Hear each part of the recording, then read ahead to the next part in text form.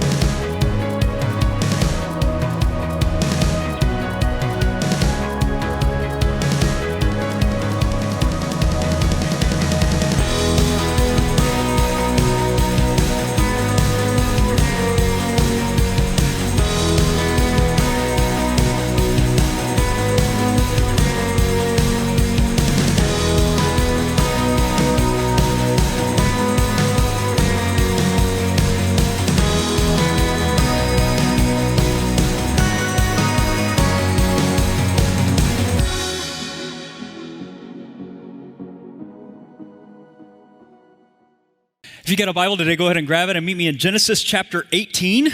Genesis chapter 18 is where we're going to be today. We're about 3/4 of the way through this teaching series through the life of a guy named Abraham, which if you're just joining us in this teaching series, it's kind of staggering to think about Abraham, especially when you look at the world today.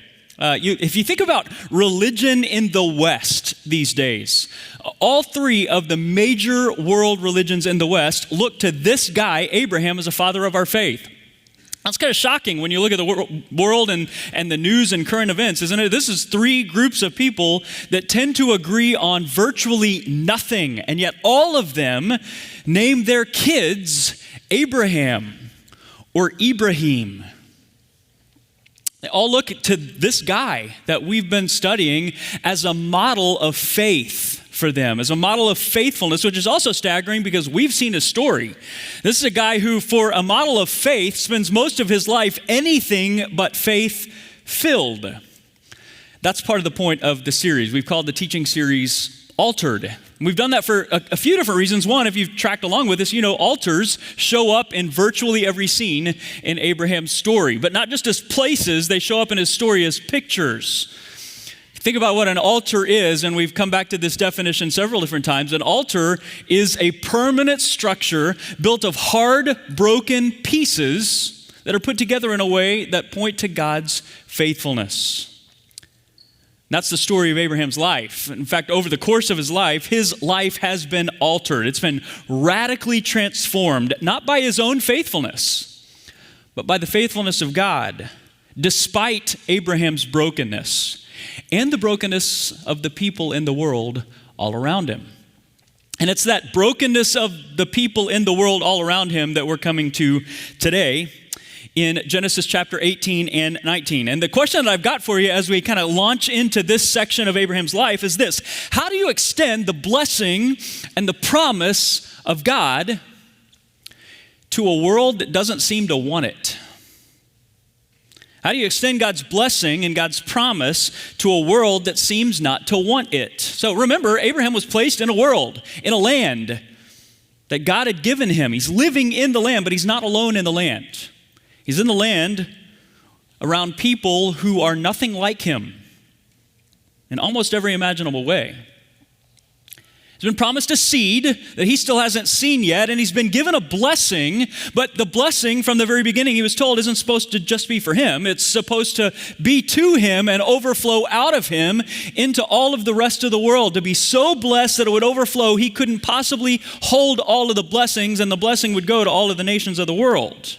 But how in the world does that happen? Because in Abraham's case, the people around him seem to have no interest in receiving the blessing or the promise of God. They don't know Abraham's God, and they don't particularly care to. Some of them we've seen in the story, they're outright hostile to Abraham and everything that he stands for. Some of them aren't hostile, they're actually his allies to a point.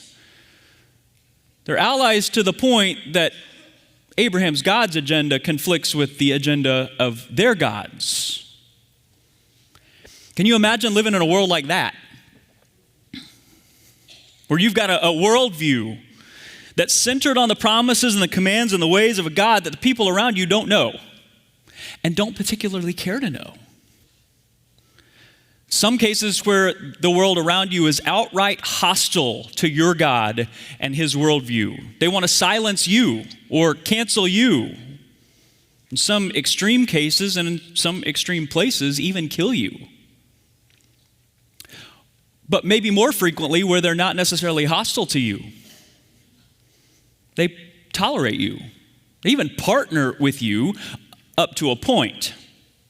As long as you avoid driving in any of the lanes around them where your worldviews might collide with one another.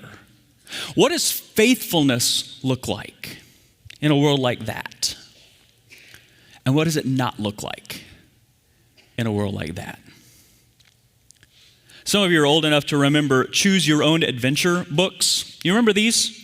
Back in my day growing up, there was this popular series of books that told a story, and the thing about these books was all of the stories started the exact same way. But they had a bunch of different endings. So you'd read a section, and then you'd get to the end, and you'd have a decision to make, and at the end of the page, it would say something like, to take a boat across the lake, turn to page 137. To explore the inside of the cabin, turn to page 148. So the story started in the same place, but from there goes to several different choices, in several different directions, at the end of which you usually either solve the mystery and complete the mission, or you fail miserably. If you've been with us in this story so far, you know that a couple of weeks ago we looked at the story of Abraham and his nephew Lot. Both of their stories started in the exact same spot, literally. Lot chose one direction, and Abraham chose a different direction. And that started the adventure. And it seems really intentional as you read through the story, the writer of Genesis tells us, especially as their stories come to an end today. At least one of them. It's really like those Choose Your Own Adventure books. You can start reading those two different ways. You can read them in a way that you start at the very beginning and take your chances and hope for the best at the very end. Or you can read them the Freeland way. You can skip to the very end and find the ending that you want and then work backwards in the story to the story that you want to tell. Now, I've told you before, I'm pretty competitive, like Enneagram 3. Like, I don't even like to lose at reading to myself. It's kind of a lame way to read a book. Not a bad way to live your life. Get to the end of the story and work backward into the story that you want to tell. That's what we're going to see from Abraham, really from here on out in his story. He's got his eyes set on the promise, the land and the seed and the blessing to be a blessing. And it's going to determine most of the decisions that he makes from here on out. Lot, on the other hand, well, when we get to the end of his story today, he's going to heaven when he dies. But the only reason that we know that is that 2 Peter tells us in the New Testament way after the fact. Beyond that, he's living in a cave at the end of his story, not even in control of his own body, having watched everything that he's lived for go up in flames, while his wife and his daughters and his descendants are destined to live on the outside of the promise, with only a few exceptions. Abraham, in the end, is in prime position to continue the mission, to live in God's blessing and to extend God's promise, even despite the literal and figurative brokenness all around him. That's where I want us to go today. Choose your own adventure. I'll point out the contrast for you as you read. You can read for yourself the contrast in Genesis chapter 19. But Genesis chapter 19's primary purpose is to show us Abraham's faithfulness against a dark backdrop. And I want more for us than just to avoid looking like Lot. I want us to aspire to end up like Abraham. So let's look at him. How do you extend God's blessing and promise to a world that seems not to want it? Well, Genesis chapter 18, beginning in verse 1. The Lord appeared to Abraham near the great trees of Mamre, while he was sitting at the entrance to his tent in the heat of the day. Abraham looked up and saw 3 men standing nearby. When he saw them, he hurried from the entrance of his tent to meet them and bowed low to the ground. That's option 1. We won't do this for all of these, but in this case, the best way to see the lesson is to see the contrast. Look at Genesis 19, verse 1, at Lot's story. Genesis 19, verse 1. The 2 angels arrived in Sodom in the evening, and Lot was sitting in the gateway of the city. When he saw them, he got up to meet them and bowed with his face to the ground. So pretty intentionally drawing a contrast here when you see a couple of different things about their location. Notice both of them live in close proximity to a culture that doesn't hold their values or convictions. And yet right from the very top, it's clear that they live towards that culture or live within that culture in 2 radically different ways. So Abraham lives in a tent near the great trees of Mamre, the territory of a guy named Mamre that we meet in Genesis chapter 14. The people in this place show up over and over and over in Abraham's story. And it's clear they don't follow Abraham's God. They don't want anything to do with Abraham's God, but they're called Abraham's allies throughout the story. Okay, they're able to work together in ways that are in their mutual interest, and yet they're not confused about their differences. And we'll get to it in a few weeks. Abraham's actually going to bury his wife Sarah right here in this place near their territory. And the representatives of this culture want to give him the land, but Abraham refuses. He realizes that even though Mamre and he are partners in some ways, they're not the same. And Abraham doesn't ever want to get that confused for anybody. It's interesting. So Abraham consistently lives in proximity to a world that doesn't follow his God. Even in partnership and collaboration and close relationships with people who don't follow his God. There's always a sense in which the world around him is clear. Abraham's a great man. He's a great ally. He's a great partner. He's a great friend. And he is not one of us. Bible word for this is holiness. Holiness, which doesn't necessarily mean religious. Certainly doesn't mean sinless. We've seen that from Abraham's story. It simply means set apart. It means distinct. Abraham, and you see this in the story, he doesn't carry himself as better than the people around him. He doesn't carry himself as enemies of the people around him, but he's consistently seen as different from the people around him. Lot, Genesis 19 verse 1, makes a different decision. And in fact, you see it pretty clearly if you just trace Lot's impact through the story. You see this descent of his identity all the way throughout the story. You see him at the very beginning. He starts living with Abraham near Sodom, chapter 13, to living in Sodom, chapter 14, to here in Genesis 19, verse 1, being seated in a position of influence in Sodom, to later on in chapter 19, being indistinguishable from anybody in Sodom.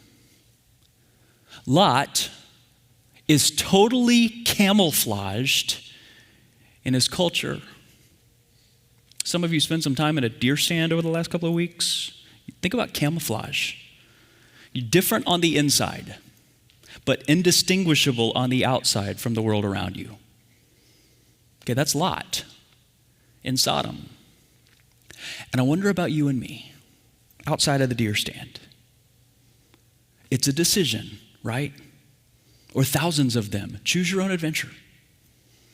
Look, the call isn't to be monks. It's not to be hermits. Abraham's not. It's not to fortify ourselves and to quarantine ourselves from the scary bad people out there. It's to live in proximity near them. And sometimes in partnership with them.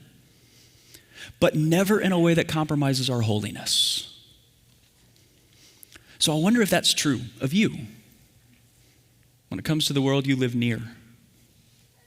Think about your sexual ethic.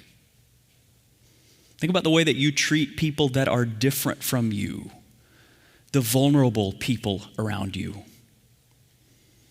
Think about the way that you handle your money, the way you spend your free time, the things that you pursue or prioritize for your kids. Think about the way that you party. You don't have to be an enemy. You can be an ally. But be an ally that stays distinct, set apart, holy. Got to be a sense in which the world around you knows and can see clearly that you're living towards a different promise and living from a different blessing from all of the things that they're chasing. That's Abraham. Pick up the story. Abraham's living in close proximity to a culture that doesn't show his worldview, and 3 visitors come walking up near his tent in the heat of the day. That's a detail that the author gives us. Rather than thinking, gosh, these idiots are traveling during the hottest part of the day. Better keep my distance from them. They're probably up to no good. Abraham thinks, I bet they're weary and tired. Rather than thinking, it'd be inconvenient and uncomfortable for me to get up from here, from the shade and the heat of the day, he thinks, I've got a chance to be a blessing. So he offers to wash their feet, to let them rest under the shade of the tree while he goes to work. And in fact, watch him work. Look at verse 6, Genesis chapter 18, verse 6. It says, so Abraham, check this out, hurried into the tent to Sarah. Quick, he said, get 3 seahs of the finest flour and knead it and bake some bread. Then he ran to the herd and selected a choice tender calf and gave it to a servant who hurried to prepare it. He then brought some curds and milk and the calf that had been prepared and set these before them. While they ate, he stood near them under a tree. So in the heat of the day, Abraham is seizing the moment for hospitality. First way he lives towards the culture is holiness. Second thing is hospitality. But notice in Abraham's story, it's not just southern hospitality. It's not just obligatory kindness, Not kind to you just because I'm supposed to, but I'm really gritting my teeth saying, bless your heart, because I really wish I was anywhere but here with anyone but you doing anything but this. Southern hospitality, this is different from that, isn't it? Abraham's going way beyond the bare minimum that a person's required here. And in fact, we keep talking about this in the Abraham story. Pay attention this is a Bible study principle. Pay attention when you're reading through a story and you see weird details. And pay attention when you don't see the details that you wish you could see. And you notice that about this story? Like we know from the rest of the story that one of these 3 angels is God himself showing up in Abraham's story in person. The other 2 are angels. And we've got all kinds of questions about that, don't we? Like, what did he look like? What was he wearing? Which member of the Trinity was this? How was he dressed? When did Abraham know who it was? The author doesn't give us any of that, but dang it, we know the recipe for the menu, the recipe for the bread and the menu for the meal that Abraham prepared these guys. Like fresh bread from the finest starter that Sarah had available for her. Veal cutlets selected from the herd, the finest Wagyu beef, and a charcuterie board with the very best cheeses. This is a meal that's fit for royalty, isn't it? Well, compare that to what Lot does. Genesis chapter 19, verse 3, he invites them in and gives them some saltines. It's sort of like, hey guys, I guess there's a leftover bag of chips in the pantry. If you get hungry, you can help yourself, It's almost literally the bare minimum for Lot to not look like a jerk. While Abraham pulls out all of the stops in the heat of the day for these strangers that he doesn't know. You know what I'm discovering in my own life when it comes to hospitality, living around people who are living on a collision course with life apart from a life giver?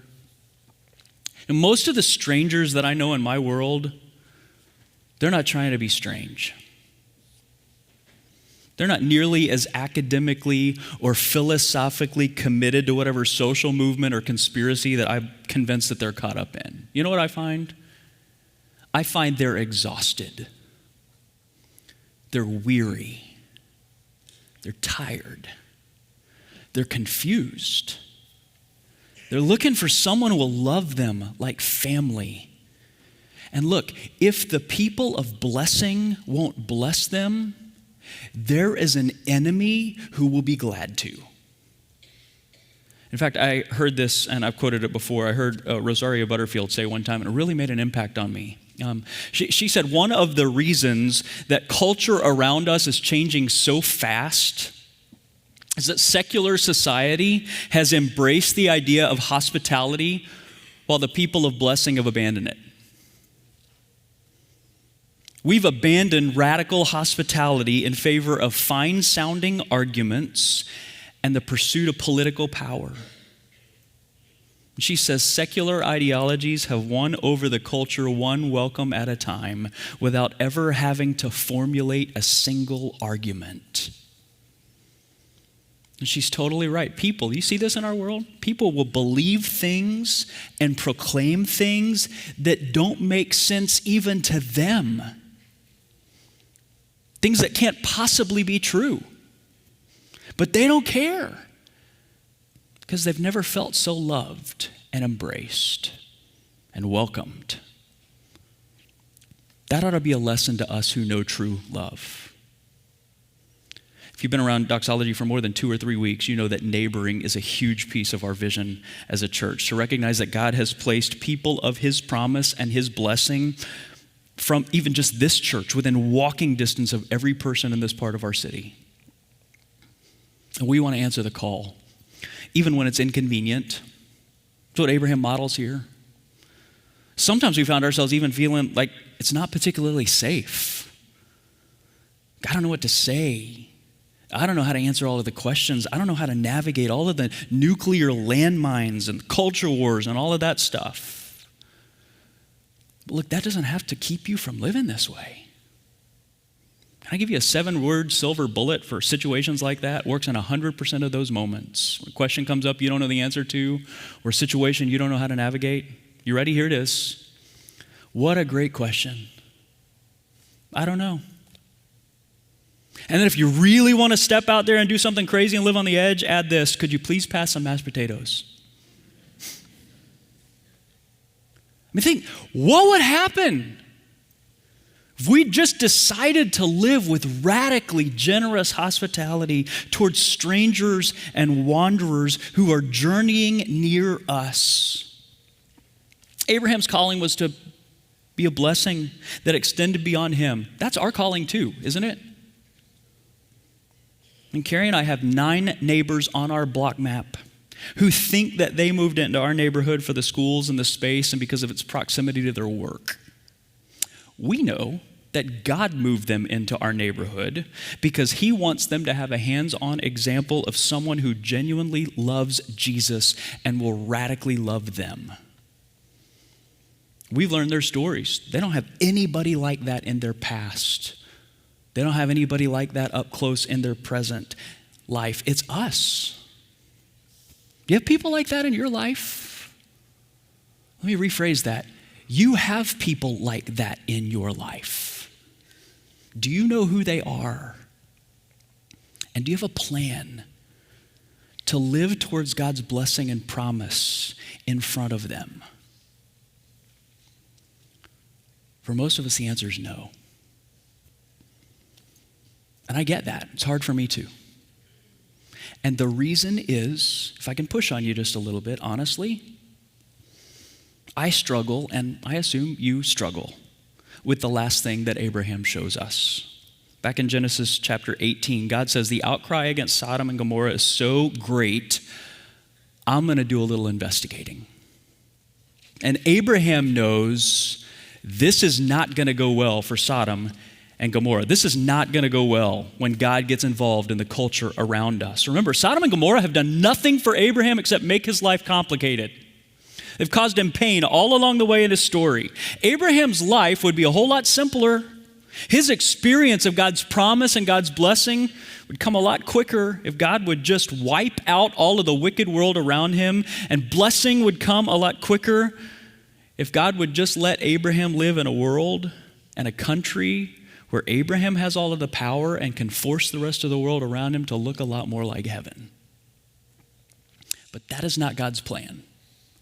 And that's not Abraham's posture. Maybe remember how the story goes. Abraham's not at all focused on what would make life simpler for him. He's focused on what will happen to them. He says, God, some of them are wicked. A ton of them are just confused. If you go down there, God, and you find 50 righteous people who are in position to influence that culture, will you spare the whole culture? And God says, yes. And Abraham says, oh, I started too high. I don't think there are 50. What about 45, God? God says, sure. Abraham's 30. Okay, 10. And then he goes home. But think, Abraham is begging God to be patient with Abraham's enemies so that they could be blessed by a God whose blessing they are avoiding. You know what that reflects? That reflects extraordinary humility. It doesn't even seem to enter Abraham's mind that God's patience with them could make life more complicated for him. He's living with trust that the God who blessed him and invited him to be a blessing to the nations can and will take care of Abraham when he does. Lot, on the other hand, chooses a different adventure. Genesis chapter 19, beginning in verse 16. Lot finds out that the judge of the earth will do right and is going to call his culture into account. And you know who Lot is concerned about? Lot. God's messengers say, flee to the mountains. Lot says, I don't really want to go to the mountains. I'll die in the mountains. As if somehow God is going to spare his life by sending him somewhere that God's going to require his life. He says, let me go to a little town where I can start over. Just send me someplace that I can be comfortable. And you know what's amazing? God is patient with Lot. Sends him to a place called Zoar, the place that Lot requests to go. And Lot, it turns out, is miserable there. And he ends up fleeing to the mountains. When God calls you to be a blessing and you choose comfort instead, the comfort doesn't usually tend to be as comfortable as you imagined that it would be, because a me-centered world is awfully small, especially in the presence of a God who wants to bless us and send us to extend his blessing wherever we put our feet. How do we live in the middle of a world that seems dead set against receiving God's promise and blessing? Choose your own adventure. The path of Abraham, holiness and hospitality, humility, or the path of Lot. Take the blessing and the promise of God for yourself and camouflage it from everyone around you so that you're indistinguishable from the world around you. Be kind enough to not be a jerk, but stop short of hospitality that costs you anything. And make sure you prioritize comfort and a tight control over your life so that all of your blessings stay yours and don't ever leak out towards people that don't deserve them in your mind. That's the ironic twist in the story, but by now I hope you're ready for it. At the end of the story, Abraham's intercession, we're left with a question. Do you notice he stops at 10? He doesn't go any further. And it's a question that won't be answered for a few thousand years after Abraham. In a world of wickedness, here's the question: what if there's one God? Isn't there one insider who is righteous, who can intercede for the people in the story? Where does the holiness and the hospitality and the humility come from? It comes from recognizing that at various points in our story, we aren't Abraham or Lot. We're Sodom. And Jesus came into the world. And he lived among us, but different from us in all the best possible ways. Consistently inviting people just like us to be at his table and giving of himself so that we could have life. Ascending to heaven, where the writer of Hebrews says he always lives to make intercession for us. Asking God to be patient with us so that Jesus can bless us even before we wanted to be blessed. And then sending us as messengers of his faithfulness despite our brokenness to a world that desperately needs good news and the blessing that we've received. That's where we're sent. And how? Choose your own adventure. Look, I don't know what you see when you watch the news these days. When you look at our world, when you think about the culture that we live in and live near. In a whole lot of ways, it's got a lot in common with Sodom, doesn't it? I hope you see that. I also have to tell you, I'm filled with so much optimism. Not immediately, but ultimately. I mean, yeah, I see the moral decline and the political corruption and the technological revolution that makes everything so much more complicated. And the pull towards consumerism and self-interest that pulls so many of us off mission. I see all of that. But I also get to stand up on a Sunday morning, look, a few thousand of you that are launching out into our world to live like this every single week. I still have enough youthful naivety and mature faith that says God made a promise. God has a heart for a whole world full of people. And as long as there's a remnant, there's potential for revival. And I'm anchored in this city and in this country, planning to contend for it for as long as I've got breath. Not for moral reform, for revival of hearts, for people to find life in Christ and live it out wherever we're sent. With winsome holiness, radical hospitality, and a genuine humility that extends the blessing of God to every corner of the earth, to every corner of this increasingly global city, so that it goes from our neighborhoods to the nations. Would you bow your head with me? If this morning you've come to this place or this moment avoiding the blessing of God, I have great news for you and an invitation. However bad you've been, however avoidant you've been, Jesus came to the earth to pursue you, and he wants to give you the promise of life with him and blessing that overflows out of you into the rest of the world. He can forgive your sins and give you life, and he offers it to you as a gift. You can receive it right where you sit, believing that he paid the whole cost for it, that he rose from the dead to assure you of his promise, and you can receive that gift right this moment. Some of us have come to this moment avoiding extending the blessing of the God that we've received.